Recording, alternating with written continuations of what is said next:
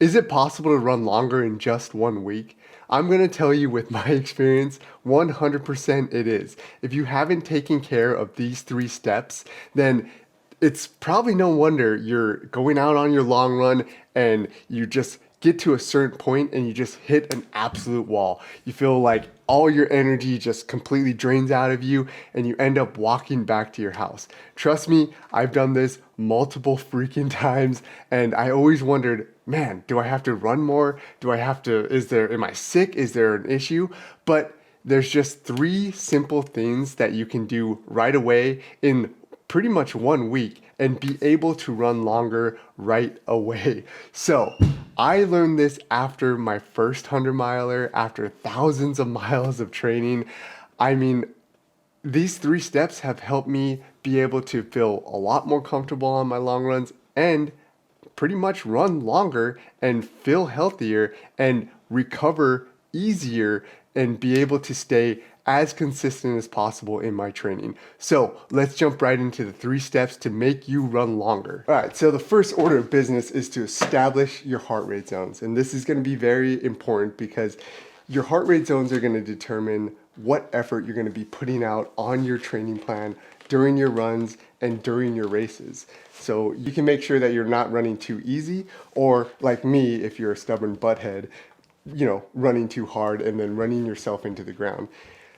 Being able to establish those heart rate zones will allow you to be way more consistent and not get injured and progress in your training a lot more efficiently and effectively without falling into those injuries and falling into those sickness or overuse injuries that it seems like a lot of runners actually run into.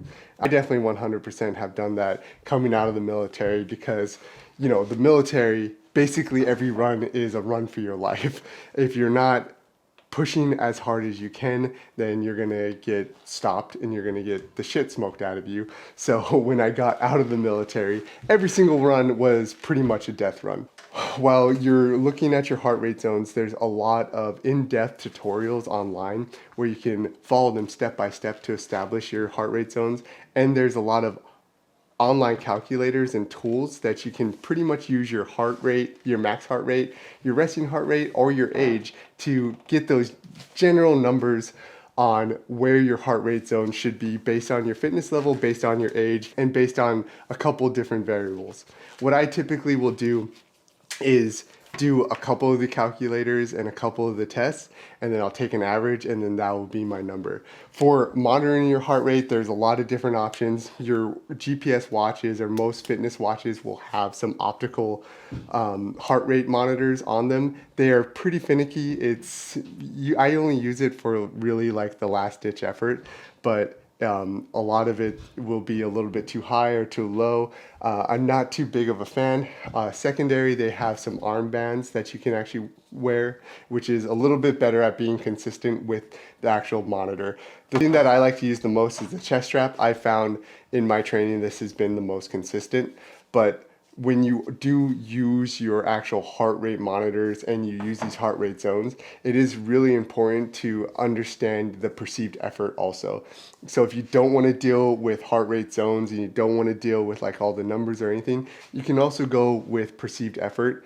And when you are looking at your zones and you are starting to establish these zones for yourself, it's really important, even if you use the heart rate monitors and you use the heart rate zones, to also start understanding what the perceived effort feels like in your body. So be very perceptive of like, okay, this run is in zone 2. That whole run I was working in zone 2. How did my body feel? How did my breathing feel? How did my foot feel hitting the ground and scraping backwards?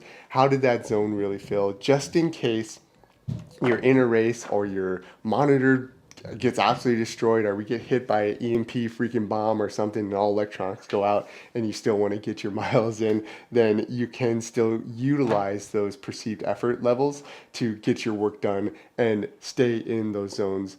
I mean, in a real world scenario, when I'm running these ultra marathons, when I'm running a 100 miler, I usually only wear this for about 25 to 50% of the race, just because it is really freaking annoying to have something strapped to your chest for you know, say 33, 24, 21 hours straight if you're doing a 100-miler. And this thing actually starts chafing after hours and hours of running and running. And then if you have your kit on, it's just ripping you apart. So for the first half of ultra marathons, I'll typically wear the heart rate monitor.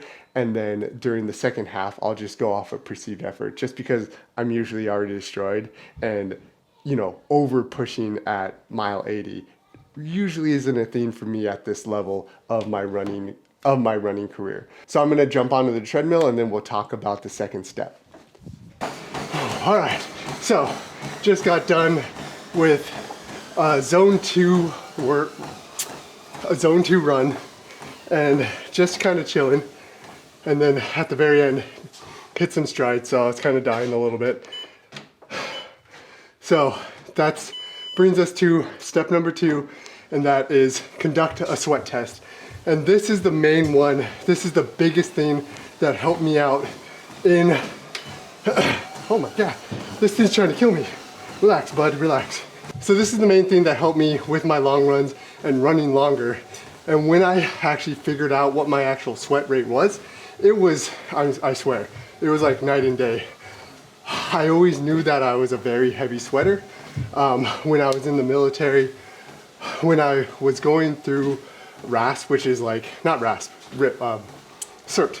I was going through CERT, which is like a pre-screening class before you go into Ranger school that Ranger Regiment sends you to. I'm pretty sure I heat catted. Like, I'm pretty sure I was a heat casualty. I got so hot, we were in a patrol base and I kind of passed out.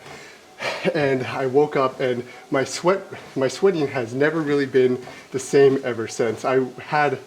When growing up in Montana, I never sweated a lot, but then after that, I always just dumped sweat. Like after 3 miles of running or around 30 minutes of running, my body just dumps all the water it has in its body as much as possible. So I have an extremely high sweat rate, and I knew I sweated a lot, but not as much as the sweat test actually illuminated for me.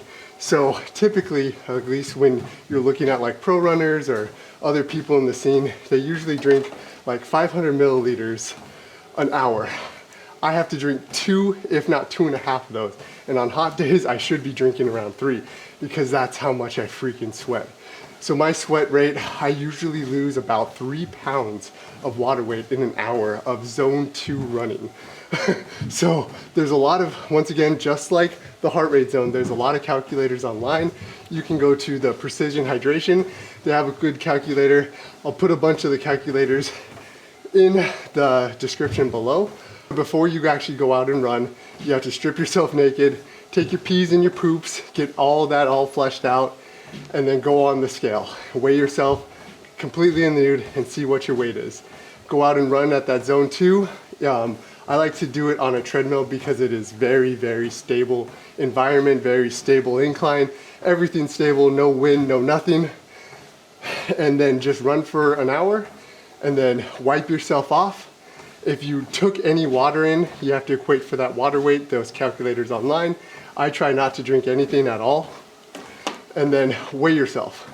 So then you take that beginning weight, and you take that end weight, you plug it into your calculator, and that will equate your sweat rate. When I did it last time, it said that I should be drinking around 35 ounces to 39 ounces an hour to help replenish and properly hydrate. And that's also making sure that I'm getting around 1,000 to 1,500 milligrams of sodium an hour. So I'm a super salty and super heavy sweater. And once I actually like realized that, I started carrying pretty much in all my training runs, especially when I'm running twice in a day. I'm always carrying at least two bottles with me at a time. And when I go out on my long runs and when I'm running ultra marathons, I have to carry 4 bottles with me, or 2 bottles and 1 bladder. So I usually have like 2 liters of liquid on me, and I go through that every 2 hours. So I am just like pumping water into my system.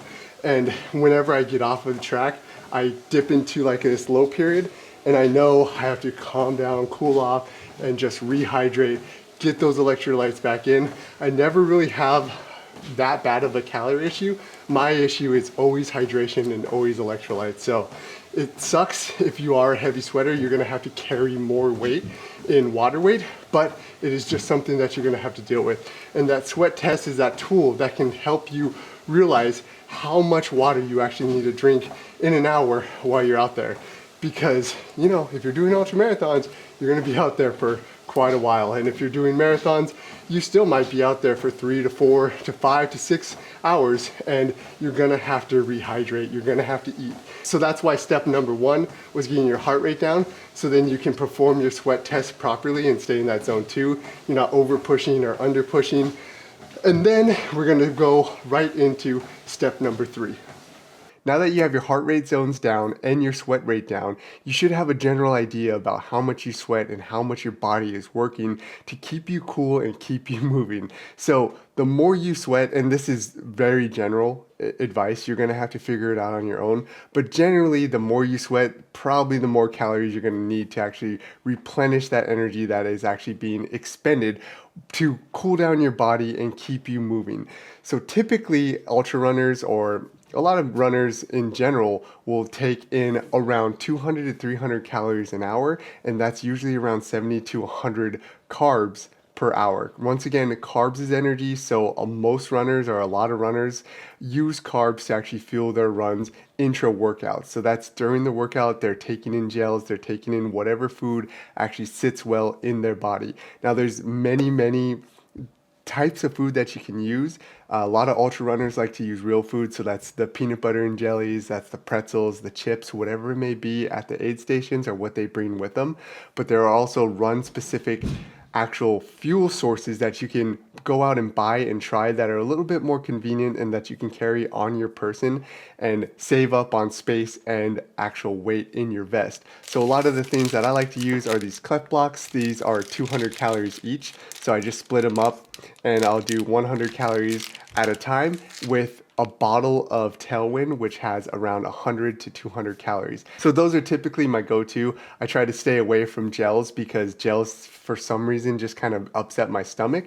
And then when I want a little bit harder food to help try to absorb and digest it a little bit slower, I love these honey stinger waffles. These are usually around 100 calories, 150 calories, and they set in my stomach really well with the Tailwind. Another thing that I like to use is just plain white rice. I'll make like little sushi balls with plain white rice and maybe some chicken or maybe something very easy on the stomach, and just mow those down. One cup of rice usually has around 240 grams of calories. So whenever my stomach starts getting super acidic or like something is going on in there, I just pound a bunch of rice and it helps absorb all that acidy death. So this is something that is going to be very specific to you and how your body deals with food in your stomach while you're running. So I strongly recommend going out and trying a lot of products. Even when you have a set fuel plan in place, continue to try real food, continue to try other run nutrition so you know exactly how your stomach is going to react to that food when you're 80 miles into a 100-miler or 15 miles into a marathon. You have to understand what foods you should stay away from or what foods you should actually go towards. Like I did a lot of testing with potato chips because I knew they were going to be at a lot of the aid stations and a lot of peanut butter and jellies. So during the mid-state massive, my stomach turned on me. My clef blocks that I use on a day-to-day basis, my body just didn't want them. I popped them in my mouth and I instantly wanted to throw up. So I didn't have any calories for about, a 10-mile stretch. And when I got to the aid station, I knew 100% that I could deal with potato chips and my stomach would be fine. So I finished the last 30 miles of the mid-state massive, basically fully fueled on Tailwind and potato chips. So make sure that you're able to adapt and overcome. Definitely go out there, try a bunch of different types of fuel sources, try real food, try these run fuels, try everything and see what works for you. So with that last step complete, you should know exactly how hard you should be pushing it during your long run. You should know how much fuel you should be actually replenishing during your long run and exactly how much you should be eating and how much sodium you should be replacing. Once again, these are going to be moving targets. So as you get better at running and as you run longer and more and more and more, you can tweak these. You can, oh, I don't need that much salt. I don't need that much calories, or I need to go up on my liquid intake. Everything's going to be dependent on the outside environment and how your body reacts to it. So this is a good starting off place to just make sure that you're putting the right stuff into your mouth, you're drinking enough fluid, and you're not pushing it so freaking hard that you're just going to be on the ground at mile 15 or mile 20 or mile 80, where you can maintain that pace or maintain that effort level for a much, much longer time. Make sure you're going out there, chipping away. Consistency is 100% always king. Even if you don't have water or food or whatever it may be, you don't know what the fuck you're doing, as long as you stay consistent, you will progress. These little tips, these YouTube videos, these self-help guides, whatever they are, nothing will change unless you stay consistent, you work hard, and you get out there, chip away, fucking run towards fear, because when you run towards fear, that's when you grow, that's when you get better, and that's when you become an average motherfucking savage. Let's go out there and let's get it.